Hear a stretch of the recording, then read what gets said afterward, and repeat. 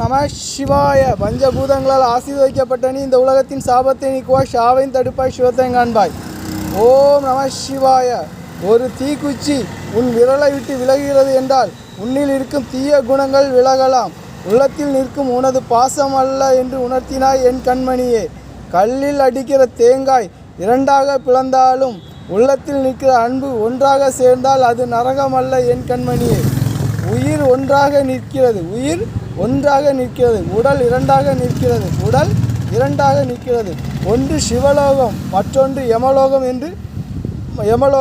என்று சொல்லுகிற வார்த்தையை மீறுகிறவர்கள் பாசத்தை இழந்து விடுகிறார்கள். அது நரகம். காரணம், அது வியாபாரம். உள்ளத்தில் முற்செடியை வளர்ப்பதும் தன்னை மறப்பதும் மரணம் என்றால் உன்னை விட்டு பிரியாமல் நின்றால் மங்கையரின் மாங்கல்ய தோஷம் தீரும், சாபம் என்பது விலகும். ஒன்றை வைத்து ஒன்றை ஏமாற்ற தொடங்கிவிட்டால் மண்ணை கூட மிதிக்க முடியாது. அதுவே கிருமி போஜனம் என் கண்மணியே. கண்முன்னே எது நின்றாலும் நிஜம், ஆனால் உள்ளத்தில் நிற்கிற பாசமே நிஜம் என்று உணர வைத்தாய் என் கண்மணியே. என்றும் உன்னில் பாதி நான் எண்ணில் பாதி நீ, சிரஞ்சீவியாக விண்மீன். ஓம் நம சிவாய நாம உச்சரிக்கும் போது நரகத்தீயில் விழமாட்டாய்.